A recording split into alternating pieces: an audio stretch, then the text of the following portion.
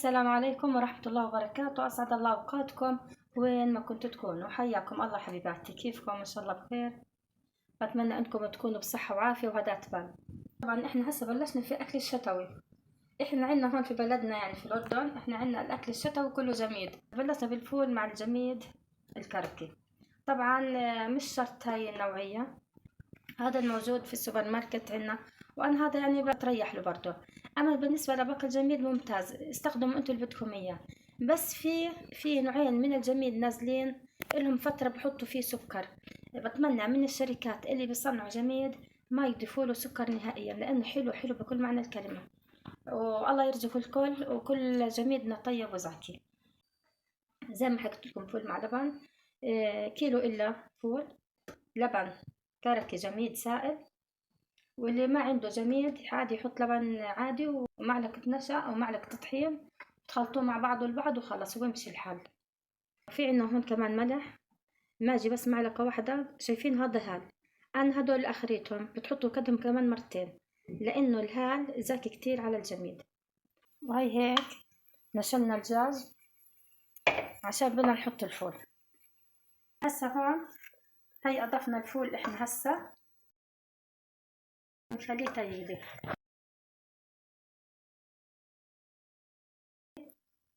هيك يلي. هسا بنوطي تحته كتير وبنغطيه ليستوي. بدي اشرح لكم كمان الطريقة اللي بنحس فيها الدجاج مع الفول. اذا بدكم الفول نحس مع الدجاج يعني يستوي مع بعضه، وبدكم اياه يكون مطبخ الدجاج مع اللبن والفول، بتحطوا البصل، بتحوسوا البصل، بعدين بتحطوا الدجاج، بضلكم تحوسوا فيه، وبعدين بس تلاقوه هيك شادد شوي، يصير نص مستوي، بتضيفوا عندكم هون الفولات، بضلكم تقلبوا فيهم على نار واطية وبتغطوهم. تحسوا انهم هيك قربوا يستووا، بتضيفوا عليهم شوية مي تيستووا تماما تماما، بتضيفوا الفول. هاي بالطريقة الأولى. وأنا هاي طريقتي عشان أنا نشلت الدجاج من هون شلته، فبدي أحمر الدجاج، فأنا حطيت الفول بشوربة الدجاج. وهذه حبيباتي بشرب أنا قرنفل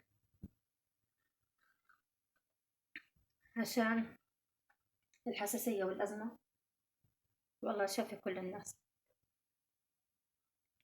هيك يا حبيباتي الشعرية تحمصت، شايفين لون ما أحلى، حلو كتير. هسا بدي أحط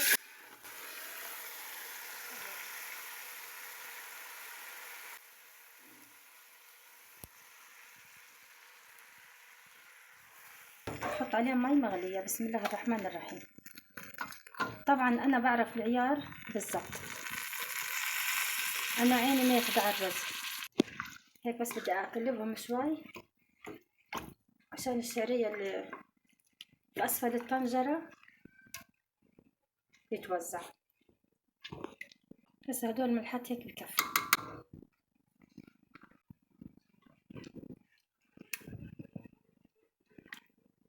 بس عيارهم يغلوا شوي بنوطي تحتهم وبنغطيهم. هسه هيك منيح، بنوطي تحته على الآخر. ما كترت ملح لأنه الجميد مالح. بعدين بنحط الجميد، ولأنه من تحت راكد شوي هيك بنحركه شوي هيك.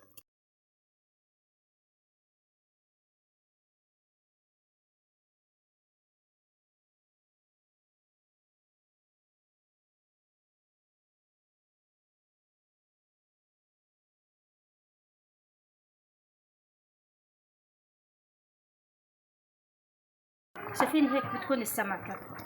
طبعا هو ثقيل مش خفيف، وسط.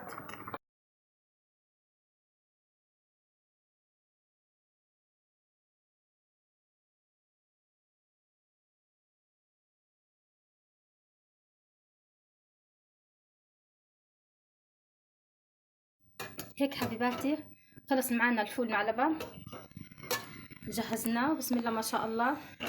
حطيت معلقة سمن بلدي يعني، حطيت هون شوية سمن بلدي، وهون كمان رز مفلفل. وهيك كانت طبختنا اليوم يا أخواتي.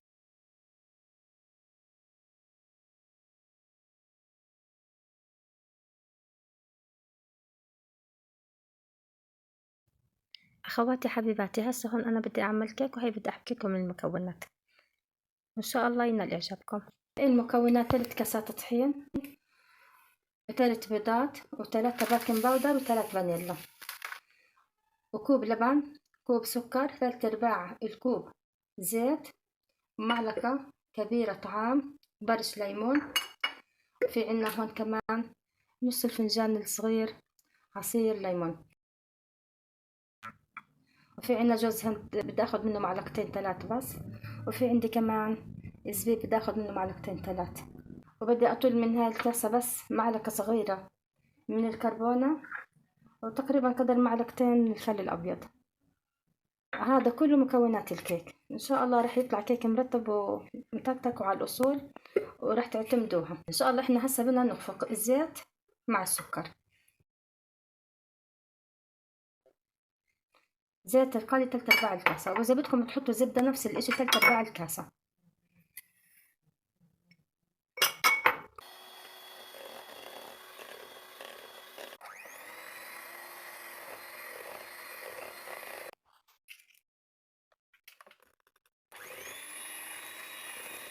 هسه اخر بيضة، شايفين الرغوة كيف على الوجه؟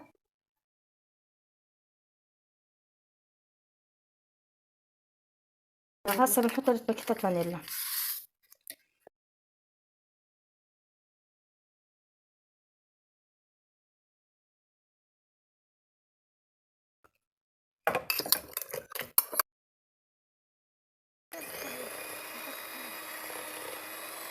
احنا خفقها خلاص استغنينا عنها. اما بالنسبة للبن، اللي ما عنده لبن يستبدلها بكاسة حليب.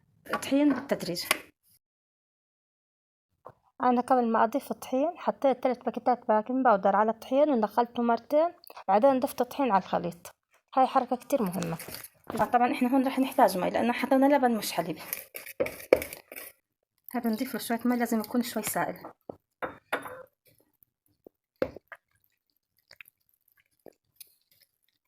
في عندي هون زبيب بشوية طحين. احنا ليش بنعمل هيك؟ عشان الزبيب يضله طايش على الوجه، ما ينزل في قاع القالب.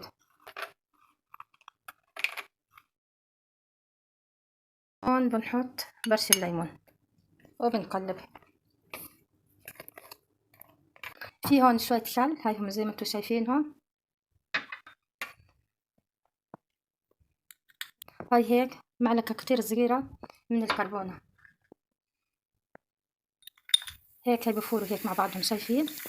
بحركهم هيك وبنديرهم. في كمان عندي عصرة ليمون بنديرها.